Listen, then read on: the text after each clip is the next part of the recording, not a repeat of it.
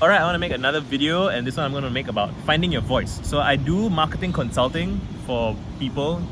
Currently my rates are $500 a session, which is about like 90 minutes per session-ish, maybe a bit less, maybe a bit more, and but I also do some prep, bunch of stuff, blah blah blah. And but even then, it's calling it marketing consulting. You know, I call it marketing because that's what I'm good at. You know, it's what the industry or the profession. It's my profession. I'm a professional marketer by profession. My vocation, like the thing that I do that's valuable in the marketplace that can make good money is marketing. And I think of marketing as applied psychology. So that's what I really do. You know, I'm an applied psychologist, sort of. Again, that the phrase psychologist has a medicalized connotations, and you know, there's like accreditation and other stupid bullshit about guilds and whatever. But you know, it's possible that you talk to some guy and he changes your life for the better. It could be a bartender, right? I used to read Men's Health. I used to skip school, go to the library, ostensibly to do my homework, but what I would really do is take out old issues of Men's Health and GQ and all those things and just read and inhale all these magazines. And there was this guy who used to write for Men's Health, and it's called Jimmy the Bartender. And he just gave great, fantastic life advice, and I learned so much from reading Jimmy the Bartender. More than I learned from school, more than I learned from my parents in some ways. It's this wise, elder, sagely masculine wisdom that I was lacking in my life. And you know, it's part of the reason I make these videos and talk so much is I want to pay that forward and share it with other guys who didn't have it, and girls too, if it's helpful to you all. You know, glad to help. Hope if it doesn't, whatever, move on. There's a million options for you. Anyway, finding your voice. How do you find your voice? What is your voice? Right? And why do people care about it so much? You know, why do people continually ask, how do I find my voice? And maybe, you know, it's a way of saying, how do I find my identity? How do I know who I am? How do I make sense of who I am?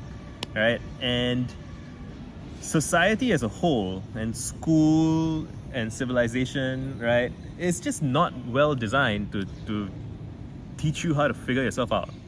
And you know, musicians tend to know this stuff. Miles Davis has a great quote about how, man, sometimes it takes a long time to sound like yourself, right? You got to figure out who you are, and you figure out who you are by remixing the things that you care about.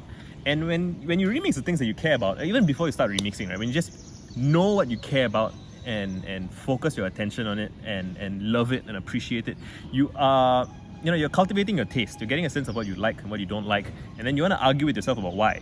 Right? Well, why is it that you like this? You know, and it might not be that there's a specific, like, logical, utilitarian answer.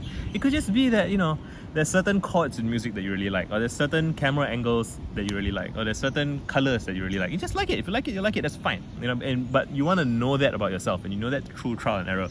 So you want to do lots of trial and error to figure out what you like, what you don't like, and then you take all the things that you like, and then you take parts and pieces of different things that you like, and you remix them, and you shuffle them around. You make a mood board, and you know, you try and cross-stitch, cross-imagine, juxtapose, squish things that you like.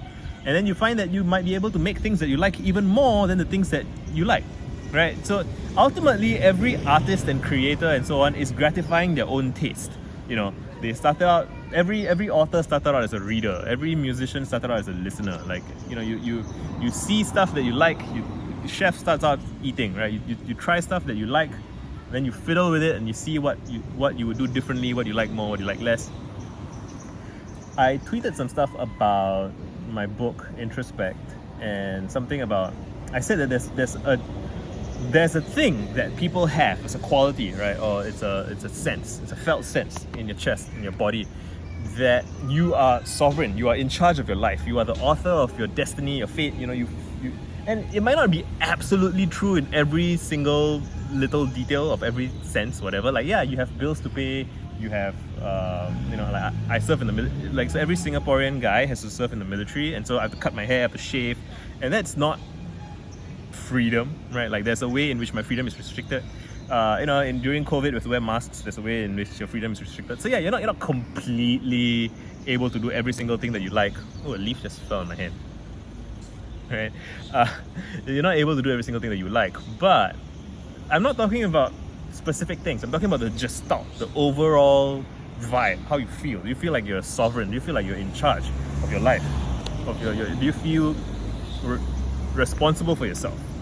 And I reference like Moana and Frozen. I feel like, and Into the Spider-Verse. I feel like it's an emotional sense, right? It's not an intellectual thing. It's do you feel? And that's in the Dark Knight. Bane says that to the guy. Right? Do you feel in charge? Do you? Do you feel like you're in charge of your own life? If you don't, why? And what can you do about it? And I when I was working on my book, I think I walked through.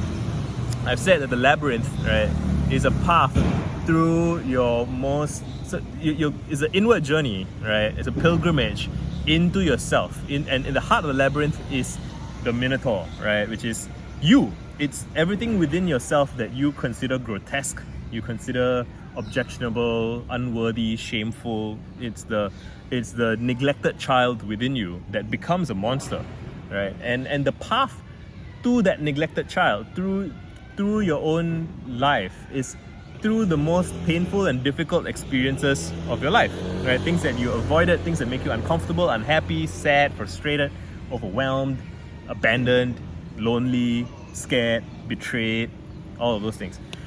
And when you go through all of that, and I always feel like it's very video game-esque. There's all these side quests. You got to hug yourself, liberate yourself, soothe yourself, talk to your friends, read books of authors that you care about, and you go through all of that shit.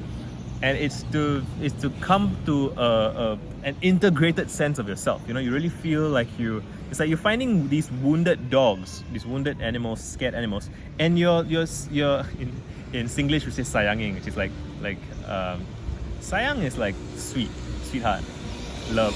Like you just you soothe them, right? You soothe these wounded animals and you earn their trust and respect. Like as you do with horses and elephants and whatever, it's with your own soul. Right? You soothe your own soul, you win over your own body and mind and all of the different parts of yourself. You become a worthy monarch to your own kingdom of all of yourself. And when you do that, that feels amazing. You enjoy life. You feel like, wow, I'm glad to be alive. I'm glad to be here. What a great fucking time this is. What can I do? What do I want to do next? Let's go while we're here, right? And then my friend Brian, he quote tweeted that, saying something like, this is like transitioning from being socialized, right, to do what is expected of you and to do what other people want of you, to speak the words that others have conditioned you to speak. And then you get to a point of self-authorship and self-dominion, self-sovereignty, right? And so it's finding your own voice. And there's this quote that I've been revisiting a few times. I forget the author's name, I forget the book, but she says, she writes in a book, it's like in fiction, adulthood isn't a prize that you get for being a good child. You have to take it. You have to take it yourself. And there's no test but your own. There's no test to pass but your own. You are the one you've been waiting for all of your life, right? Elsa says. The call isn't out there at all, it's inside me, Moana says, right? It's all, how do you know when you're ready? You don't. It's a leap of faith, Spider-Verse. And it's all the same emotional feeling, it's all the same sense of birth. It's a sense of crossing the threshold, of being transcendent, of breaking out of the domain, the sanitized bubble reality that you've been in, and to go out into the world and discover yourself, right? And see who you are, see what you're made of. Adventure begins a step beyond your comfort zone, beyond the furthest you've been, right? In Lord of the Rings, Sam says, if I take one more step, I'll be further than I've ever been. That's where adventure begins. And then one more step, and then one more step, and then you find out who you are along the way. And man, so how do you find your voice? Your voice is already inside you. It's not something that you go out and find. You cannot speak except with your voice. But you might not feel it because you know that you're parroting what other people have said. That's fine. All language is learned through imitation, right? We say the words that we hear other people say, we practice the phrases, we copy the memes. That's fine. You keep doing that, keep seeking out more things that you like, more things that you're interested in. Go on adventures, go read something different, watch a movie that none of your friends are watching, try a new candy that you haven't tried, go for a walk in a different direction than you've normally been, take a bus in a different direction, take a bus you're not familiar with, get off the train at a different stop than you normally get off, and see something different, go somewhere new. and just see what comes up. And that's how you figure yourself out. Done.